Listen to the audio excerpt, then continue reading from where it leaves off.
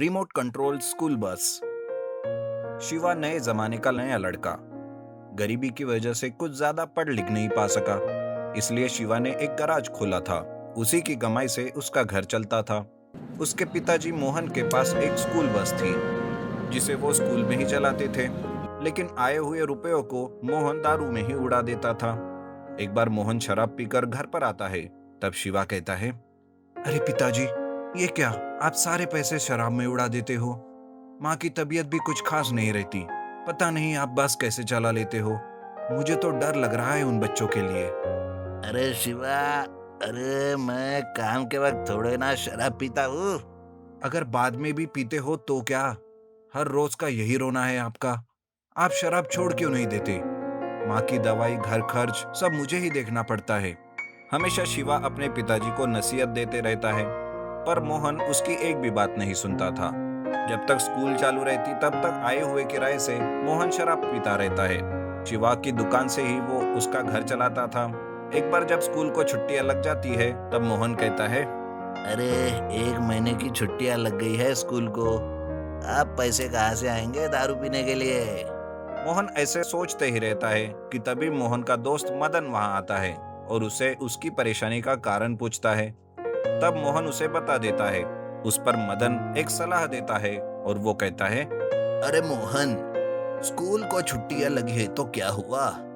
शादियों का मौसम है, बारात के लिए किराए से अपनी बस लगवा दो। अरे वाह मदन, क्या सही रास्ता बताया तूने। चल इसी बात पे दो दो पैग मार लेते हैं। मोहन शादी के लिए अपनी बस किराए से देना चालू करता है। ऐसे में ही गांव के एक धनिक के घर शादी रहती है। उस शादी के बारात के लिए मोहन की बस किराए से ली जाती है। जब बस वापस आ रही होती है तब उसका एक्सीडेंट हो जाता है, जिसमें बस का भारी नुकसान हो जाता है। तब मोहन उस धनिक के पास जाता है और कहता है, अरे ये क्या धनिक जी, मेरी बस का सारा सत्यानाश करके रख दिया। चलो मुझे उसका मुआवजा दो। अरे किस बात का मुआवजा? मैं नहीं देता, जा। तेरी बस खराब थी, इसमें मैं क्या कर सकता हूँ? अरे आपके ही तो ड्राइवर की वजह से हुआ एक्सीडेंट और आप कह रहे हो कि मुआवजा नहीं दोगे? ऐसा कैसे चलेगा? पर धनिक मोहन की एक भी बात नहीं सुनता और उसे धक्के मार के घर से निकाल देता है। मोहन घर आकर रोते रहता है। तब शिवा घर में ही होता है। उसे सारी बात पता चल जाती है। वो कहता है, अब रोने से क्या फायदा पिताजी? लालच में आकर स्कूल बस को बारात में घुमा रहे हो। ये भी नहीं सोचा कि चलाने वाला कैसा होगा। हाँ बेटा, लेकिन अब मैं क्या करूं? धनिक ने तो पैसे भी देने से मना कर दिया है। अब स्कूल बस को मैं कैसे रिपेयर करूं? अगले हफ्ते से ही स्कूल चालू होने वाली है। आप रोइए मत पिताजी, चिंता मत कीजिए, मैं देखता हूँ क्या कर सकता हूँ। शिवा अपने पिताजी की स्कूल बस को अपने गराज लेकर जाता है और उसको रिपेयर करना चालू करता है। तभी उसका दोस्त बधू वहां आता है और वो कहता है, अरे शिवा, ये तो तेरे पिताजी की स्कूल बस है ना? क्या हुआ इसे जो इतनी खराब हो गई? शिवा मधु को सारी बात बता देता है। तब मधु एक आइडिया लगाता है और वो कहता है, अरे शिवा, मेरे पास ना एक आइडिया है। मैंने कुछ दिन पहले ही टीवी में देखा था। क्यों ना तुम इस बस को रिमोट कंट्रोल से चलाओ। रिमोट से तुम अपनी बस को कंट्रोल भी कर सकते हो और किसी खतरे के बारे में भी वो रिमोट तुम्हें पहले से ही जानकारी दे देगा। क्यों, क्या कहते हो? अगर ऐसा हुआ तो बहुत अच्छा होगा मधु। वैसे भी पिताजी कुछ काम नहीं कर पाते, जब देखो तब शराब के नशे में रहते हैं। कम से कम इस रिमोट कंट्रोल स्कूल बस से बच्चे तो सुरक्षित रहेंगे। मधु और शिवा दोनों भी इस काम में लग जाते हैं। शिवा स्कूल बस को रिपेयर करता है और मधु एक रिमोट बना कर देता है। इस तरह से शिवा अपने पिताजी को एक रिमोट कंट्रोल स्कूल बस बना कर देता है। मोहन जिसे देखकर बहुत खुश हो जाता है और कहता है, अरे थैंक यू मेरे बच्चे, थैंक यू वेरी मच। अब तो कोई डर ही नहीं रहा एक्सीडेंट का और मैं आराम से बैठकर शराब पी सकता हूँ। ये बात सुनकर शिवा बहुत चिढ़ जाता है और वो कहता है, आप सब कर लो पिताजी, लेकिन शराब मत छोड़ो। मैं आपकी सुरक्षा के लिए नहीं, बस में बैठे बच्चों की सुरक्षा के लिए ये सब कर रहा हूँ। कुछ ही दिनों में स्कूल चालू हो जाती है। मोहन स्कूल बस लेकर बच्चों के साथ स्कूल जाता है। बस में कुछ बदलाव देखकर बच्चे भी बहुत खुश हो जाते हैं। उसमें से एक बच्चा कहता है, अरे अंकल, बस तो बहुत सुपर बस हो गई है। ऐसा लग रहा है बस में ही स्कूल खोल दो। बच्चे के ऐसा कहते ही सारे बच्चे हंसने लगते हैं। इस तरह से मोहन का काम बहुत ही आराम से चल रहा होता है। उसे किसी भी बात की कोई चिंता नहीं रहती। तभी एक दिन मोहन शराब पीकर स्कूल बस चलाने लगता है। ये देखकर बस के अंदर के बच्चे भी डर जाते हैं। पर उस दिन मोहन रिमोट घर भूल जाता है। घर में पड़े रिमोट को देखकर शिवा परेशान हो जाता है और सोचने लगता है, अरे ये क्या, पिताजी तो रिमोट घर पर ही भूल गए। हे भगवान, मुझे जल्दी से स्कूल में जाना होगा, वरना बच्चों की जिंदगी खतरे में पड़ सकती है। ऐसा सोचकर शिवा रिमोट को देने स्कूल में जाता है, पर तब तक मोहन बच्चों को लेकर खुद ड्राइव करते हुए स्कूल से निकल चुका रहता है। शराब की वजह से मोहन का संतुलन बिगड़ जाता है और वो रिमोट ढूंढने लगता है। अरे, मुझे तो कुछ दिखाई भी नहीं दे रहा है। शायद कुछ ज्यादा हो गई। ये रिमोट कहाँ गया? अब कौन बचाएगा हमें? अब क्या करूं मैं? इस तरह से वो सोचता ही रहता है कि तभी उसकी बस एक खड्डे में जाती हुए लड़खड़ाने लगती है। पर मोहन जैसे तैसे करके उसे संभाल लेता है। मोहन के आंखों के आगे अंधेरा सा छाने लगता है और बस का बैलेंस पूरी तरह से चला जाता है, जिस वजह से बस कभी दाईं ओर तो कभी बाईं ओर ऐसा करते करते चलती रहती है, जिस वजह से बच्चे बहुत डर जाते हैं। तभी एक बच्चा कहता है, अरे अंकल, ये क्या कर रहे हो? एक दिन क्या तारीफ की बस की, आप तो हमें मारने पे ही तुल गए। बच्चे डर के मारे बचाओ बचाओ चिल्लाने लगते हैं। एक पेड़ से तो बस अब टकराने ही वाली होती है कि तभी पीछे से शिवा आता है और रिमोट से उस बस को संभाल लेता है और उस रिमोट से बस को कंट्रोल कर लेता है। इस तरह से वो रिमोट से बस को कंट्रोल करके बच्चों की जान बचा लेता है।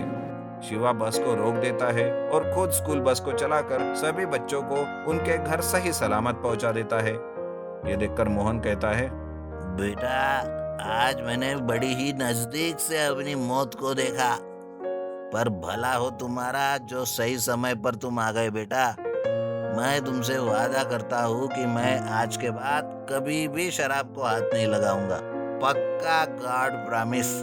ये बात सुनकर शिवा बहुत खुश हो जाता है। उस दिन से मोहन संभाल कर स्कूल बस चलाने लगता है और कभी कभी रिमोट की मदद से खतरों का सामना भी कर लेता है। Underground car garage. गोरखपुर गांव में मानिकलाल और जानकी नाम के दंपति रहते थे। उनके 3 पुत्र थे, राम, रॉबर्ट और रहीम। इनमें राम मानिकलाल और जानकी का बेटा था। रॉबर्ट और रहीम को बचपन से अपने पास रखकर वो देखभाल किया करते थे। मानिकलाल का एक मैकेनिक शॉप था। वो आस पड़ोस में बहुत ही फेमस था। एक दिन एक बिजनेसमैन अपने कार में कुछ प्रॉब्लम है कहकर लेकर आता है। मानिकलाल कहता है, नमस्ते सर, क्या प्रॉब्लम है? मेरी कार में इंजन गर्म हो रहा है। अरे रॉबर्ट, इंजन गर्म हो रहा है, जरा चेक करो तो। ठीक है पिताजी। दोनों मिलकर कार चेक करते हैं। रॉबर्ट रहीम की मदद करता है। रॉबर्ट कहता है, इंजन में थोड़ा प्रॉब्लम था सर, अभी ठीक कर दिया। अरे मानिकलाल, तुम्हारे पास बहुत अच्छे वर्कर्स है यार।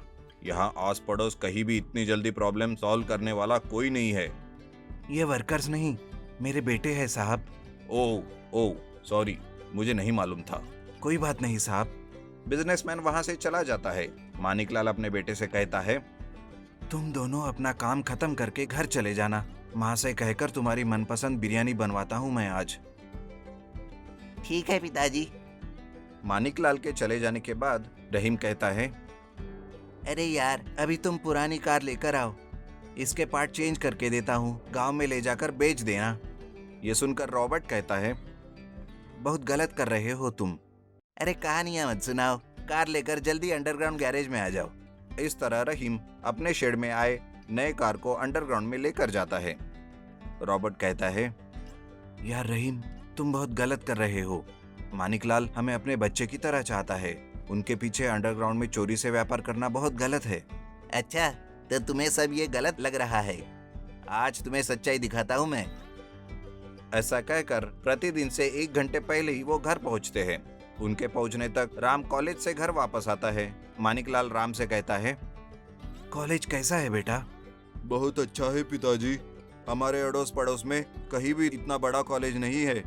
पिताजी, भाइयों को भी कॉलेज में पढ़ाते तो अच्छा होता। उनसे पढ़ाई लिखाई ठीक से नहीं हुई, फिर भी वो अपने शेड को बहुत अच्छा संभाल रहे हैं। मैं कॉलेज के बाद आकर भाइयों की मदद करूंगा। नहीं बेटा, तुम अच्छे से पढ़ लिख कर अच्छी नौकरी करो, यही तुम्हारे भाइयों की इच्छा है, तभी वो बहुत हैप्पी हो जाएंगे। अच्छा, अगर भाई हैप्पी तो मैं भी हैप्पी। ऐसा कहकर राम चला जाता है। यह देखकर रॉबर्ट कहता है, देखा तुमने, हमको अपना समझ रहे हैं ये। अच्छा चलो तुम्हें कुछ और दिखाता हूँ।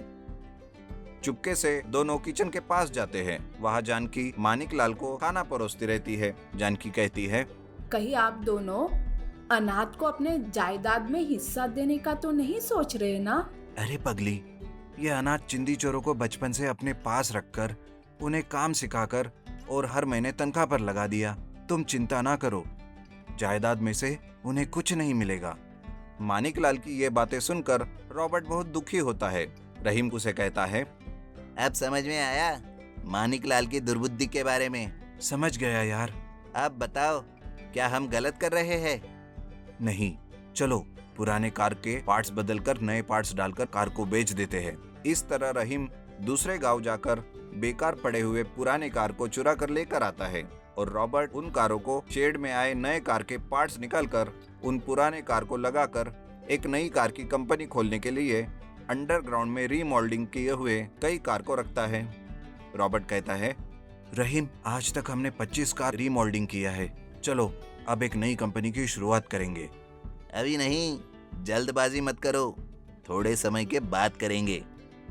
इस तरह रॉबर्ट के पार्ट्स बदलने के कारण एक व्यापारी अपने कार को लेकर आकर कहता है, अरे मानिकलाल, मेरे कार के सारे पार्ट्स बेकार पुराने पार्ट से बदल दिए तुमने। क्या इसीलिए तुम लोग इतनी जल्दी अपना काम पूरा करके ज्यादा पैसे कमा रहे हो? नहीं नहीं साहब, हमने ऐसा कुछ नहीं किया। अपनी बकवास बंद करो, मुझे क्या बेवकूफ समझा है? एक हफ्ते के अंदर मेरे कार के सारे नए पार्ट नहीं लगाया तो देख लेना मैं क्या करूंगा। ऐसा कहकर वो व्यापारी वहां से चला जाता है। मानिकलाल रॉबर्ट को बुला के पूछता है, अरे रॉबर्ट, ये सब कैसे हुआ? हम कुछ नहीं जानते पिताजी, हमने कुछ गलत नहीं किया। ठीक है, चिंता मत करो, मैं सब संभाल लूंगा। घर जाकर मानिकलाल अपनी पत्नी से सारा विषय बताता है। जानकी कहती है, मुझे तो उन दोनों बेवकूफों पर ही शक है, आप उन पर नजर रखना। हाँ, तुमने ठीक कहा, मुझे भी ऐसा ही लगता है कि ये दोनों मुझसे छुपाकर कुछ ना कुछ कर रहे हैं। उस दिन से मानिकलाल उन दोनों पर नजर रखते हुए उनके पीछे जाता है। रहीम उस व्यापारी के कार के पार्ट्स चेंज करके ऊपर लेकर आता है। रॉबर्ट कहता है, अच्छा हो या बुरा, मानिकलाल ने बचपन से हमारी देखभाल की है, हमें काम सिखाकर इतना बड़ा किया है, इसलिए हम लोग उनका नाम खराब करने वाले बुरे काम कभी नहीं करेंगे। यहाँ से कहीं दूर जाकर अपना खुद का व्यापार करके जीवन बिताएंगे। ठीक है, लेकिन केवल हमने जो कार रीमॉल्डिंग की है वही लेकर जाएंगे, आगे से कोई फ्रॉड नहीं करेंगे। ठीक है, मानिकलाल से आखिरी बार मुलाकात करके चले जाएंगे। यह सोचकर घर पहुंचते हैं। वहां जाकर देखा तो मानिकलाल लेटे हुए रहता है और जानकी और राम देखते रहते हैं। डॉक्टर मानिकलाल को पट्टी करके कहते हैं, थोड़े दिन तक इन्हें बेड पर रेस्ट की जरूरत है, ऑपरेशन करना होगा। ऑपरेशन के लिए 30 लाख तक का खर्चा होगा। ऐसा कहकर डॉक्टर चले जाते हैं। तभी जानकी कहती है, अभी के अभी 30 लाख कहाँ से लेकर आऊं?